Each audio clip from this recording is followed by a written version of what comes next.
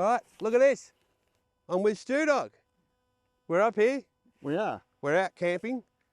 We decided, and this is the long await Q&A question session. We asked several questions over a few episodes, and we got so many questions that actually Cameron and Craig turned around and made a booklet of all the questions. There were so many questions. We obviously had to narrow some down. Yeah, we've got a few to get through. So there's a few. So we'll see how we go. Obviously, we're not going to get to everybody, but we're certainly going to kick it off. So obviously the Q&A, and it was anything. Everybody asked all sorts of questions, and we were obviously grateful for all the questions, but we won't fluff around too much. Let's get started. You get going. You want me to go first? Yep. Righto. So, Peter Barber, are you going to get any of the original people from 4 Drive 24/7/action to be doing any trips with you? Well, you can never say never. Well, yeah, who knows? We're still friends with all these people. We still, you know, We are. speak to them, message them, social media, annoy them, that sort of stuff on occasion. Obviously, we've got our own thing going now, and they're going to be busy doing theirs. But it doesn't mean to say that, look, there's been many characters over the years. Yeah, correct. Yeah, like, it could be any of them. So, have we approached a couple? Yes.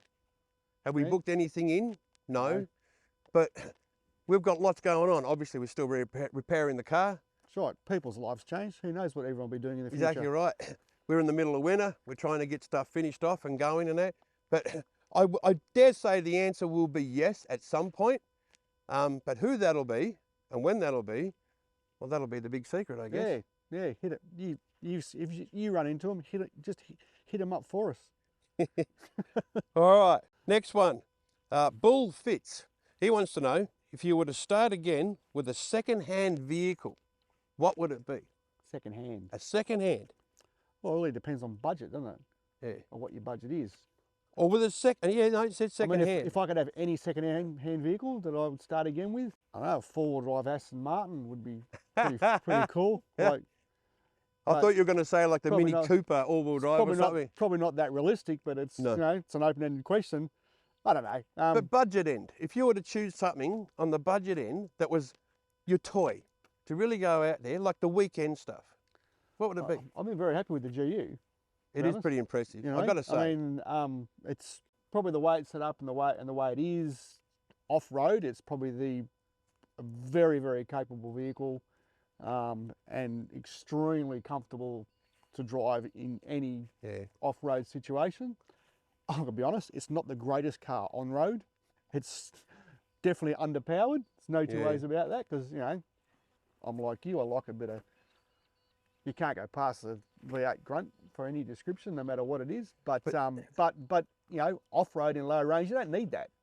No, you don't. At all. All it does is brake shit. Like, but if you wanted to, the same car can be easily converted to any number of engines, and we know we deal with plenty of people that do all sorts of engine conversions.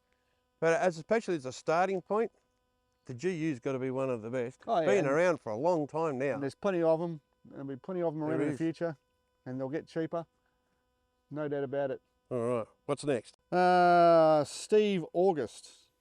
Man, it is August. When are you going to offer a lock-up switch for the 2021 SR5 Hilux? He's got the cooler and wants a lock-up kit. Well, funny you should say that. It is. It's been a question, and a contentious question at work as well. Obviously, there's so much that we would like to do in a hurry. Yep. But these things take time, don't they? Correct. But we do have one of our own. We do. We actually have one of our own Hiluxes. And we do have a lock-up kit in it. And it works. Yeah, it's not quite ready for release yet. No.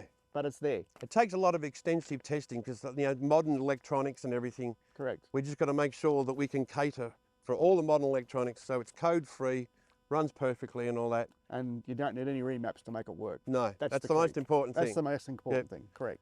Just in and go. All right. Oh, well, Josh Merritt, he wants to know, what's the status of Stu's GU? Any changes? Well, here there it is. It's hasn't changed at all. It's a bit dirty. I'm going to say, beside needing the wash, there's not an awful lot she needs. No. She's ready to go. Look, we haven't done anything throughout COVID. Haven't been anywhere or done much of any great sort of description anyway. No. So, no, nothing's changed. I don't think I really have any need to add anything to it. I'm happy with it, what it is and what it does. We do have a couple of plans to possibly upgrade it, but that's more to do with our development and doing a Correct. couple of different conversions and everything else. So keep watching this page, because it wouldn't be such a surprise. She ends up with a different engine, with a completely different auto in there as well at some point. I might put some different wheels on it. I'm not happy with the alloys off-road. The boys were telling me this morning, and turned around, that your rims are a bit wobbly, they're a bit all wonky. They're all buckled and been straightened and welded. And Stuart keeps on sending it down to the tyre shop to get the balance done, and they keep sending it back going, we've told you how many times, so we change the rims. might put some steel rims on it like the Triton's got. You love your rims. Yeah, All right, you're up next. What's up? Where are we? Ben Hobbs. What's Wholesale Automatics' most deliverable product and or direction in the next 12 months? I actually think that's actually a brilliant question, an unexpected question. But if we're going to say a deliverable, is it your most common, or is it the one that you're developing now? We have so many things on the go, don't we? Look, I think we're constantly developing new coolers for specific vehicles as they come to market, and more are coming to market. I think that's, if you wanted to define something as deliverable, it is. That's probably a deliverable product. And another one that's probably more iconic, Wholesale Automatics, beside the coolers, obviously the Nomad valve bodies. Correct. The Extreme valve bodies, transmission, lock-up kit. Yep. We were the first to do the lock-up kit. And so yeah, we're constantly developing that product as well. Yeah. You know what I mean? For new cars. Like, we have a 300 series purely for development. Yeah. We have a Hilux purely for development. We bought the Triton. Yes, it was for work mainly, but it was also for development. Yeah, we do a lot of development. So yeah. But if I was to turn around and say one that I thought was one that we're probably most known for, right, that would be the 79 series conversion. Oh yeah, for sure. That would be the one that probably everybody knows, Wholesale Automatics, that we do the 6-speed conversion in the 79 series. Yep. And then all the rest of the bits and pieces we do all complement it. And they're all just as popular as each other when we get down to it. Yeah. And we've learned a lot about product development from that car. Yep. You know, just trying to keep it on the road. That's it. Thanks to you, basically. All right. Well, Jake Foster, he's got an easy question. He wants to know, are you the owner? The owner of what? Well, I'm suggesting the channel or Wholesale Automatics or the cars. Above. The answers are all the same for all of them. Yeah, we own it all. We own it all. Wholesale Automatics as a whole is actually owned by us, two families. And the bank. And the bank.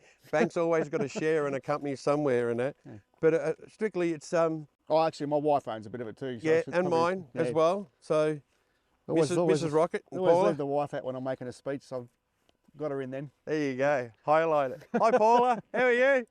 Tina? Won't forget you. Yeah. So yeah, so two families. I represent one half and Stuart represents the other half. That's correct. I'm the quieter half.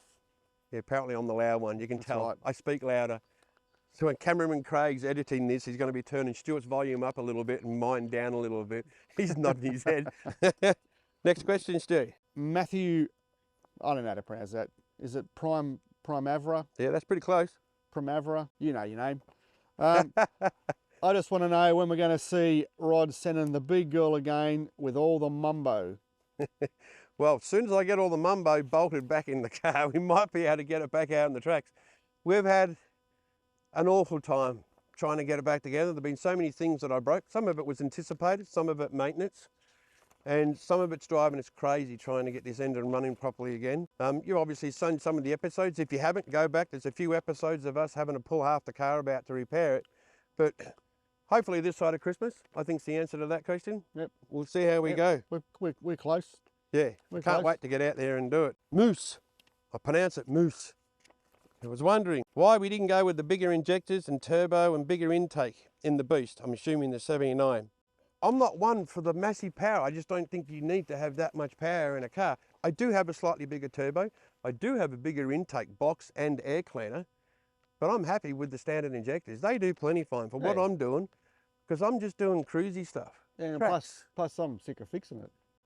Like, just sick of me writing checks out to repair it. Put as much power, you can put as much power in it as you want, but then you've got to start replacing diffs and axles. And, blowing everything else up in the car. Like, you know, Axles, there's everything. Turbos, there's been everything go on. It's not a drag car. I mean, the reality is, like, if you want to build a car to go really fast in a drag racing strip, take the number plates take it off. there on a trailer, and take the number plates then that's off. what you do. But if you want, if you want to go to remote parts of Australia where there's no one else around, and you rely on your sat phone for rescue, yeah, take 100 Newton meters out. Exactly. You know, It'll go heaps make better. sure it's going to get you home. You know? That's the issue. Like, It's a good question, though. That's a good question. All right. Why not stretch the 79 series for a balanced wheelbase? There's actually a really easy question for that. Is that the longer I make the car, the worse the turning circle gets. And because of the type of tracks that I do and everything, I need to really get tight around the corner, and they turn like a London bus at the best of times.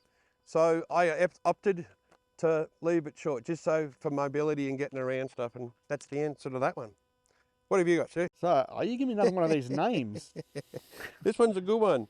Jean Van Tilligan.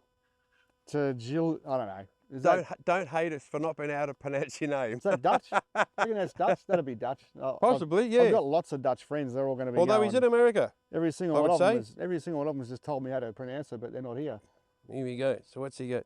Would you buy an American truck? And if so, what would you get? Easy. I can answer that question like that. I'm listening. Tundra. A Tundra? The Tundra. Because it's a Toyota. No, not because it's Toyota at all. I actually went to SEMA about 4 years ago, and I saw a Tundra, and you know the weird thing about it? It was, instead of being raised and all that, it was lowered 2 inches, had fatter tyres on it, had big sweeping guards out, and was just made to be an on-road pickup, a ute. Nothing to do with forward driving at all, but my God, didn't it look awesome? Fell in love with it. So. It sounds rather pointless, to be honest. Well, have you been to America? Half the vehicles there. I've seen, you don't see an 80 series at SEMA unless it's got 16 inches of lift, never alone 2 inches of lift. I've been to the States too, and took lots of photos of my midget wife standing next to Rams, or her head was at the handle, and stuff like that. We've got a bit of a kick out of it, just hanging around the car park, so it was pretty cool. It's a lifestyle. But to answer the question, my vote was Tundra. What would you? Oh, I have no idea. I haven't got a clue. Something with tons of power that sounds good. I'll tell you one thing that he would like. He likes the American LX 570. He likes it so much that he bought one here in Australia. Well, I've got one of them. Yeah. I wouldn't mind one of those LC 500s. But that's not a truck. Yeah, he's stepping up. All right. What do we got? Oh, here we go. Here's a good one.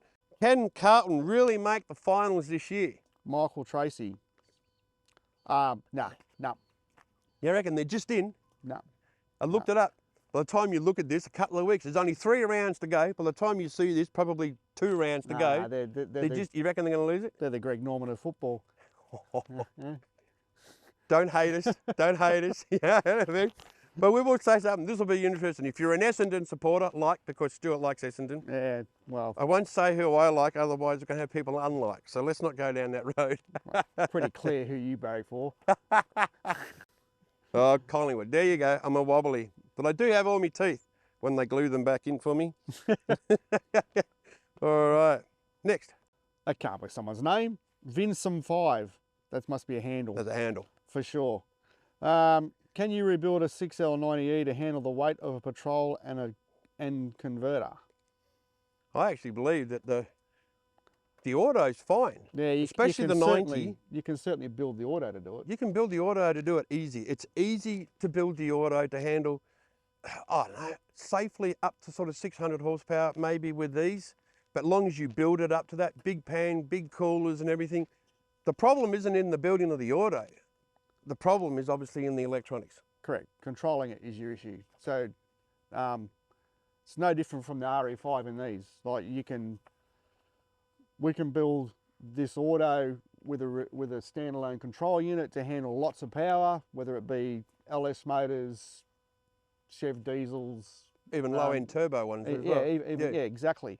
But it's very difficult to build a 5-speed patrol transmission behind a high output 4.8 with factory control, because you're limited to what you can do electronically.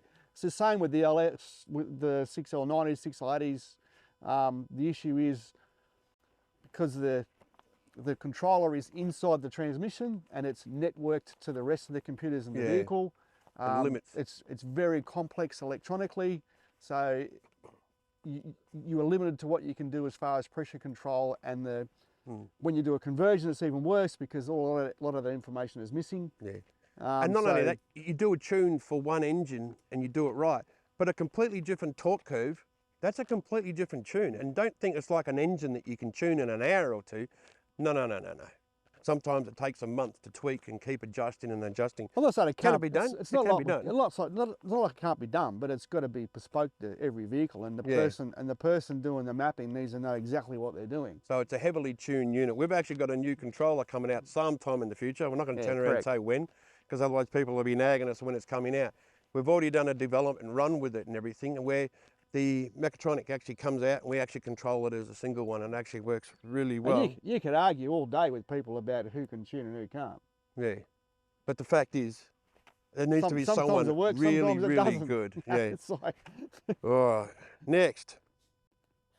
Let's face it, the V8's a dinosaur. Would you ever buy a V6 version or a mild hybrid if it ever come out, even if it was cheaper? Would ever buy it? I'm not 60 yet, so no doubt I will, because that'll be the option. Like at some point we'll all be buying them. Because, exactly right. Because that's what the future's going to be. There's no two ways about that. It doesn't take a rocket science to realise what direction the industry's going and where we're all heading. Yeah. Yes, the debate is that the mileage isn't there yet. You're not able to safely travel remotely with hybrid electric vehicles, etc. But you will be able to. You know what I mean? It'll take time. It's just the technology's not quite there then, but who knows about the future? The technology may well be there. We just haven't got it yet. No, because they haven't given it to us. Not where we need to be. I don't doubt that before I'm in my grave, you'll be able to power your whole house off with one solar panel on your roof. Yeah. Well, technology, 50 years from now. That will happen. Yeah. Right? And by then, cars will do more amazing things than what they do now. They'll probably fly. Yeah. You know what I mean? So I'm just going to start skipping through some of these questions because we're not going to make it to the end with all of them and that. What is the weight difference between a manual and an automatic conversion in a 79 series? Minimal, like a slab. You'd be lucky if it's got 20, 30 kilos in it. Yeah, slab. Half of that's the oil, so there's not much there. Yeah. Your turn, what do you got? Do you ever think of dropping the engine to make the... Do you ever think of dropping the engine to make the job in engine? That would have been in the 79 series when we were working on it, but no, because I think... It's pretty easy now. Yeah, I think we're just working on the top of the engine, so I think it's all right. As long as we don't have to go any further down. Other than that, I think we're all right. I love this one. This was from Pulling SM. I'll let him have that. How many alternators have you changed or seen changed because of the packing of mud or shorted by water? Now, the 79 series, I've changed 7 or 8. I've changed 3 in 5 days. I haven't changed any. I've watched people do it because I don't have that problem. No. The alternator, obviously, on the 79 series and the 200 series is down the very, very bottom. Most people don't have any trouble with it. It's only the crazy ones that turn around and go and throw it in a bog hole. And it's not water. Water doesn't seem to harm it. It's slurry, mud slurry. It gets in there. I solved it by the fact just putting a water-cooled alternator in, so it's totally sealed. Haven't changed one since, but they're not cheap. Probably $2,500 for the kit alone to do it. But yeah. True, but if you put 2 or 3 in, you might as well have done that. Well, exactly right. Especially when you're doing 3 in one weekend, it gets Or it gets a bit short and doing it. Here's a tip. Yeah. Drive around the bog hole. Just saying. Just putting that out there. We get everybody saying, why drive through it? Just putting that out there, like, Because if we were doing film and we drove around it, people would go, they drove around the bog hole. I'm just telling you, it's an option. And it's the common sense one. It's like, drive around the bog holes, take the chicken tracks, and your car will last 10 times longer, and it really will. That's a fact. What's next? Gavin Mulsdale. That's pretty good. I reckon it's Mulsdale. Mulsdale, could be. Are you planning a camping trip? I'd love to see Rocket, Rod and StuDog and Greg. Who's Greg? Maybe Craig. No, Greg, Mechanic Greg. Oh, Greg, that Greg. And Craig, we've got to do that as well. Doing some four-wheel drive and camping videos. I keep forgetting that Greg's on my 79. Team 79, that's what Greg's on. Yeah. And Greg actually does a bit of work at my place on my Jag, just quietly. Just don't tell anybody that. We're going to have to do that. Do you know, quietly, right, that Greg has a fetish, right? We'll call that fetish Jaguar, right? No, it's not. I wouldn't say it was a fetish. No, he's just into helping mates. That's what he's into. Doesn't look particularly happy about it on a Saturday morning, but anyway. That's right. The answer is yes. We're obviously going to be doing lots of camping trips. We want to do it. Probably start off with just the whole crew at Wholesale Automatics. We have great members. We got Cameron Craig, we've got Greg, we've got ourselves. We haven't even gone out and done a decent trip. Do you know that this video, this episode, is probably one of the first episodes that you and me have sat down and done together as a complete episode? I know of no other episode. No, this is it. This is #1 episode. This is it. Of finally me and StuDog being in the Rod and the Dog. being in the same scene all the way through the entire episode. So yes, we're looking at going out there and doing the camping. But I like it to be dry, yeah, mild climate. Don't think that we're going to be throwing ourselves in the bog holes as much as what we used to, but certainly. I won't be camping in the snow. Don't you think camping in the snow? No, it's not for me. Yeah, no, chicken. No, don't see the point. I'm happy to do a day trip. But, oh yeah, no, exactly right. But none of this, which I've done plenty of times by myself with the dog and stuff. What's there? A lot of people ask. I can't contribute this to anyone because we got a lot of people ask. Right? Are we going to be doing more trips with 4-wheel drive 24/7? Will Rocket and Stu do a final trip together on 4-wheel drive 24/7? I've covered this in another episode, but basically, our time has come that we wanted to try something ourselves. You know, it's not as big a channel at 24/7. Those guys do an amazing job, and it's never to say never that we'll ever go and team up with them for an episode or do something down the track. No, never say never, but at the same time, we have no immediate plans to do so. No, we just want to explore something else. And most of those guys are actually based up in Queensland. They do a lot up here. Being down in Victoria means we've got to do a lot of travelling and backwards and forwards and that.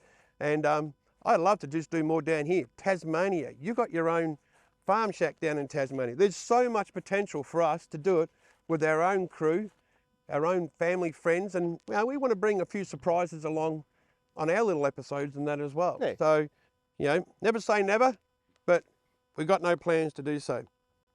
All right. You want to answer the next one? I reckon this next one's a good one. Is it Patrick Hurrell? 300 auto box in the 79. How many times I get asked with that? All right, the short answer is no. Yeah. We have no plans to do that at all. There are several reasons involved with that. However, if Toyota ever did decide that they were going to turn around and put the current 300 series motor in the 79 series, then that might be a different question. We might explore that then. And but plus, there's only so many hours in the day. We've got so many developments going on. Yeah, right. And whether that one would really work much. You start taking on too much stuff, you end up not finishing anything. I got a couple for Stu. I'm going to rattle these couple off. Right. Someone's asked, several. We've got a few people that have asked, what is your favourite Scotch or whiskey? Oh. So I knew he'd like this one.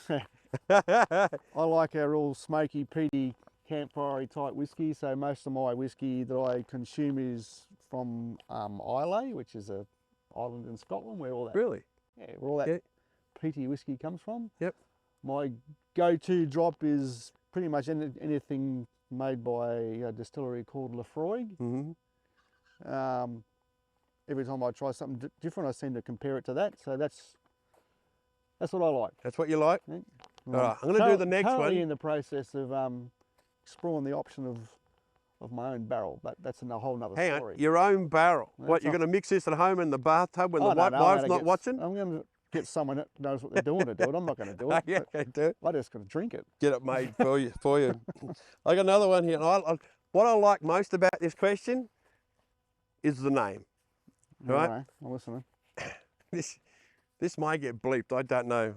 We'll debate this. Scrotum guts Seriously, look, That's his name. scrotum guts. Okay. All right, it'll be a handle for sure. No, it might be his actual name. I want to know if might it is be- your name. Yeah. Admit to it. It might be Right. a English English heritage. translation of something Latin. That's it. He wants to know, how did you go hiring the van with a dog? Ah, Photoshop. The dog's photoshopped. It's easy to do. We've got cameras and stuff. You know. For insurance purposes, it was photoshopped. It's like, Oh, we just wanted to make a scene, and it didn't look right without the dog and that. So the dog actually wasn't there. It was photoshopped in. You know what the answer really is. the dog was in a car. No, it was only ever filmed in the car. It was right. never anywhere else. It slept under the caravan. Slept in the car. Well, there you go. Answers the It question. was easy. Yep. Someone else wrote, Wayne wrote, chop the 300. You going to let me chop the 300?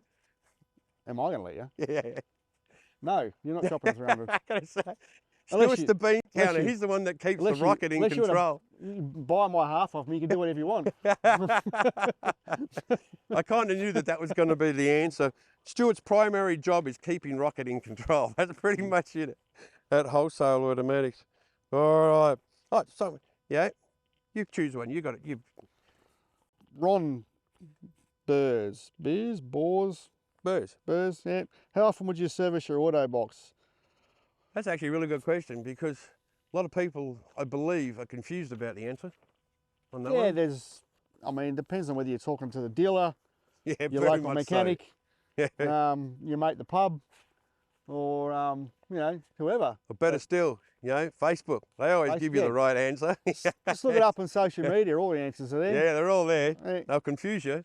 Yeah. But rule of thumb, Before you say anything, everything is an opinion, to be honest, and even the information we give you is just our opinion. so we're going to have to put a disclaimer in here. Yeah. Okay, to put a disclaimer in it. But our opinion is based on our experience. That's the only difference Very much between our opinion and other people's opinions, including dealers. Although most transmission shops and mechanics I know, their opinion's very, very close to ours. Yeah, You know, that's right. it does vary a little bit, but basically we believe that once every 2 years or 50,000 Ks, you should service a modern automatic. I would say 40,000. 40,000, there you But go. that's his opinion. That's it. That's a difference of opinion. But certainly and this is my own personal thing, an automatic transmission is not sealed for life. It is physically not even sealed. The whole myth that an automatic transmission is sealed, that is complete nonsense, right? Well, that comes from a number of things. The introduction of synthetic fluids into the market, which clearly a synthetic fluid is a better fluid from the perspective that it handles heat better, doesn't break down as much, and it has a longer lifespan under those conditions. Yep. The other more important thing that the manufacturers grabbed hold of when they got hold of synthetic fluid is that, okay, we can now say that it's sealed for life. That means that, one, it no longer appears on the service schedule. Yeah. Which, two, means that we can then market it as being have less expensive running costs. Yeah. So we can market it to fleets and stuff like that. From that perspective. It is true that's that modern oils do last longer. We're not saying they don't. That the modern day synthetic oils are remarkable. Wasn't that long ago, 10, 15 years ago, we're turning around doing semi-synthetics, and just before that, we were doing mineral oil, and you had to service them once a year, every 12 months or 20,000 Ks. So the oil is better, and it has stretched out to 2 years or 40,000 Ks. But still, if you want to maintain an auto, you can't just turn around and just leave it not service. Otherwise, it's going to be someone else's disaster or be detrimental to yourself. How many problems could have been solved if the transmission simply was serviced? I mean, they've got a filter on them just like anything else. Correct. They've got to be changed. And the beauty is, like you say, 50,000, 40,000, somewhere in the middle, it doesn't really matter. Doesn't matter. Just don't think for peace of mind that it is going to last forever. It is. 100,000 Ks is a stretch. It is. In anyone's opinion, you know what I mean? And now we want this Q&A to go both ways. What we mean by that, a bit different this time, is that you've asked us all the questions we obviously couldn't get through. We want to ask you a couple of questions each. So we want you to jump in the comments below. We want you to answer the questions. Now, You've got a question. What's the first question we want to ask No, the it's viewers? not fair because I haven't even thought about it. You haven't thought about it? I'll go yeah. first, right? I am fascinated by the amount of people that subscribe to the channel and where they are in the world.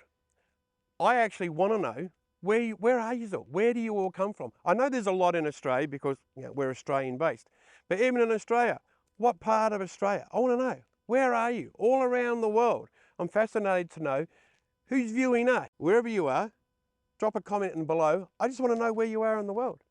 It's something that I've always had an interest in. Secondly, is the obvious one, what's your ride? I want to know what you're driving. Is it a four-wheel drive? If it is, make, model. If it's not, I don't care if you turn around, it's a Fiat Panda and you live in France. I just find it fascinating that you would be watching us doing a Q&A. So I find it really, really fascinating. So it's a serious question. So you got those two questions. You got one? That's interesting because I hadn't even thought about the fact that people from overseas watch this.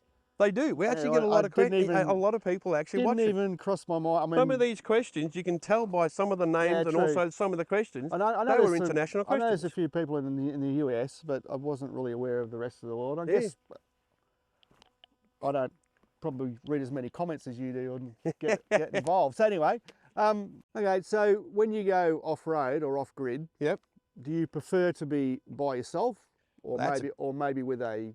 That's a good one. That's a real companion good one. with four legs of some description, or do you want to go with the family and friends or in a big group? That's actually a really good question. I would never have thought of that because you get the people that love to go with family and they might go to Morton or Fraser or whatever, the whole family, and there might be 12 of them. And you get the other side and that, and they just like, nah. Well, see, me personally, I like to go by myself. I like the seclusion of it all. You know what I mean? Like don't get me wrong, I like to make sure there's still a big fat red line on the sat nav that I can get to. You know what I mean? Even though, because it's only 2 inches on the map, like how far away can it be? So there you go. Just gives you that peace of mind, doesn't it? There is. That's a great question. I love it. So let us know. Do you camp with many or do you camp with few? Or, pets, dogs. You take your dogs along. What pet do you take along? I know. So there's 3 great questions there. Please jump in on the comments below. Let us know. We want to know just as much about you guys as what you've asked about us. I've got one more question. Oh, let's go. Come on, let's end the show with this question. Have you ever been reported missing? Because I have. Yes. And I remember because I was there. I had his wife ringing our work, desperately asking, where is my husband? He has fallen off the planet. And it wasn't got to the point that we started even putting it on Facebook. We are looking for this strange person, right? Wearing that exact hat, because that's pretty much all he ever wears. In this exact car, I was a Triton. No, I was in the Triton. A Triton back then. Triton back then. And his dog. He had your dog with you at the time. Yeah, we were having a great time. And it's just the fact that he was just out of phone range for about 3 days straight. I took a bit of a shortcut off grid, and it is. Everyone. Anyway, we bought a sat phone after that. Yeah, we did. Life's been pretty good ever since. His wife was not going to let him leave without a sat phone.